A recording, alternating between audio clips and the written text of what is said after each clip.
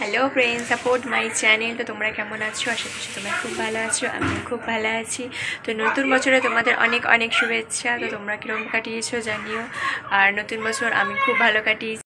তো কোথায় কোথায় ঘুরেছি নতুন বছরে সব ভিডিও আছে, পরে আমি আপলোড করব। তো এখন বলতে গেলে ভিডিও আপলোড করার একদম টাইম পাচ্ছি না, এবং এডিটিংটাই মেন। তো এডিটিং বলতে গেলে এখন অনেকটাই দেরি হচ্ছে, কারণ একটু ব্যস্তর মধ্যে আছি। তো কেন তোমরা হয়তো সেটা বুঝতে পারছো। তো আজকে বলতে গেলে একটা ব্লগ নিয়ে এসেছি নর্মালি। আর আজকে আমি এসেছি এখানে জেঠুর বাড়ি। তো কেন এসেছি, কী জন্য এসেছি সেটা তোমরা ভিডিওতে দেখতে পাবে। তো চলো ভিডিওটা দেখতে থাকো। তো তারপরে এসে এখানে প্রথমেই আমার খুব খিদে পেয়ে গেছিলো, ওই জন্য খাওয়া দাওয়া স্টার্ট করে দিয়েছিলাম, কারণ দুপুরে খেতে অনেকটাই লেট হবে। তাই প্রথমেই খেয়ে নিচ্ছিলাম। তো খাচ্ছিলামটা কী বলো তো, আমি খাচ্ছিলাম লুচি আর তরকারি। আর খেতে খেতে সবার সাথে একটু গল্প করছিলাম, কেন অনেক দিন পর সবার সাথে দেখা হয়েছে তাই। আর গল্প মানেই মেয়েদের বুঝতে পারছো যে কত রকমের গল্প স্টার্ট হয়। আর তার উপরে এখানে ঠাকুমা আমার সাথে তো গল্প করেই যাচ্ছে, আর আমিও বলতে গেলে ভীষণ বকি, যে বকে আমিও বকতে থাকি তার সাথে। তো তারপরে বলতে গেলে আমি খাওয়া বলতে গেলে অলরেডি বন্ধ করে বকেই যাচ্ছি, মানে খাচ্ছি কম আর বকছি বেশি। আসলে কথা হচ্ছিলো এই এক্সাম নেই, সেটা হলো আমার বোনের এক্সাম হলো কদিন আগে। তো বাচ্চাদের এক্সাম কবে কি শেষ হবে সেই সব নিয়ে কথা হচ্ছিল। তারপর বলতে গেলে এত খিদে পেয়েছিলো যে আমি অনেকগুলোই খেয়ে নিয়েছিলাম, তাও এরা আমার উপরে দিয়েই যাচ্ছে বলছে আরও খা, মানে কত খাবো, যতটা ধরবো ততটাই তো খাবো, তার থেকেও বেশি খেয়ে নিয়েছি। তো তারপরে দেখো আবার রেডি হয়ে গেছিলাম। রেডি বলতে গেলে আমি ড্রেসটাই জাস্ট পরেছিলাম, তারপরে আর চুল ফুল সেভাবে কিছু বাঁধিনি, যেরকমটা ছিল সেরকমই, কারণ অনেকটাই লেট হয়ে গেছে বেরোতে। তো যাবো কোথায় সেটা পরে বলছি। এই যে দেখো এখানে এই যে আমার ভাই জেঠুর ছেলে, যার তার ঘরে গিয়ে শুধু উঁকি মারতে থাকে কে কী করছে। আবার আমি ভিডিও করছি বলে মুখটা করছে দেখো, মানে ভেঙচি কাটাচ্ছে, এরকম কিছু বাচ্চা আছে। আর আমাকে তো সারাক্ষণ যতক্ষণ ছিলাম ততক্ষণ জ্বালাতন করে গেছে। আর এই যে একা বসবে, কারোর কোলে বসবে না, ও টোটোতে একাই বসবে। তো ঠিক আছে নে বস, উল্টে পুল্টে যেন পড়ে না যাস, কারণ এখানে রাস্তাগুলো বলতে গেলে অনেকটাই উঁচু নিচু টাইপের ছিল। আর এই যেখানে সেখানে বলতে গেলে গর্ত করা আছে, মানে যেখানে চাকা পড়ছে আমরা উল্টে যাচ্ছি, এতটাই মানে কাঁপছে যে তোমরা ভিডিওটাও দেখতে পাচ্ছ ভিডিওটা কতটা কাঁপছে, তার মানে রাস্তাটা কতটা খারাপ।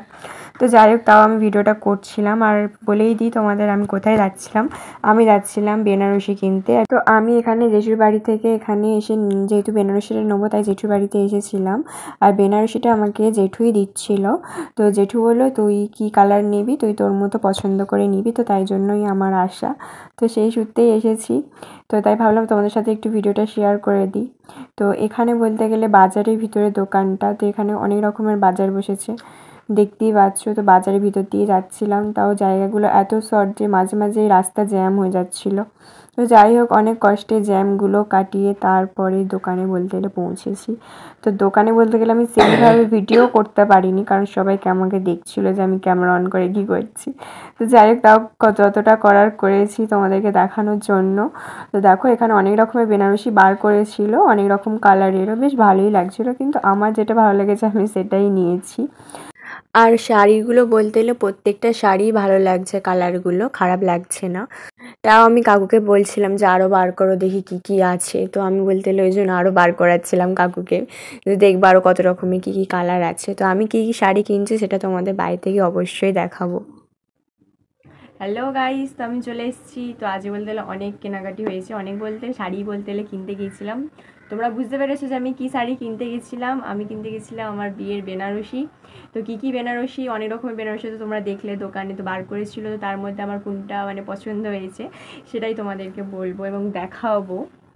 একটু ওয়েট করো।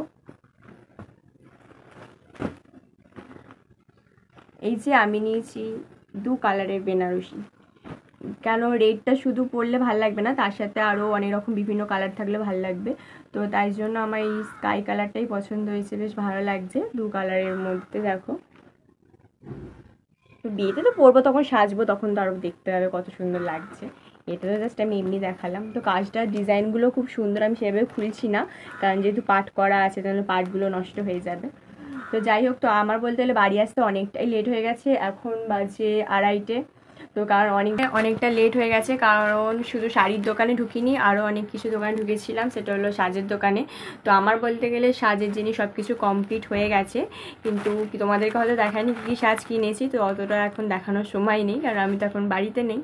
তো তোমাদের পরে তো যখন আমি সাজবো তখন তো তোমরা দেখতেই পাবে। আর বলতে গেলে আমি একটা জিনিস খুঁজছিলাম যেটা আমি পাইনি যেখানে কিনতে গেছিলাম, তো তাই এখানে ভাবলাম দেখি এখানে যদি জিনিসটা পাই, তাও এখানে 2-3টে দোকান ঘোরার পর তারপরেই পেয়েছি।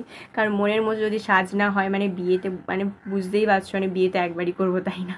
তো তার জন্য একটু ভালো দেখে নিজের পছন্দের মতো কিনতে হবে, যাতে নিজে স্পেশাল ডেতে নিজেকে যাতে সুন্দর লাগে, তাই জন্য। তো দেখাচ্ছি যে আমি এই টিকলিটা বলতে গেলে আমি খুঁজছিলাম সারা মার্কেট, যদিও বা কিনেছিলাম একটা, কিন্তু সেটা আমার পছন্দ হয়নি, তাও কিনেছিলাম বাধ্য, কিন্তু সবাই বলছে সত্যি ভালো লাগছে না, তো তার জন্য সেটা আছে, আবার এক্সট্রা করে আবার একটা কিনতে হলো। তো তোমাদের সব দেখালাম, তো বিয়ের শাড়ি কি কিনলাম সেটা তোমাদের সাথে শেয়ার করে দিলাম।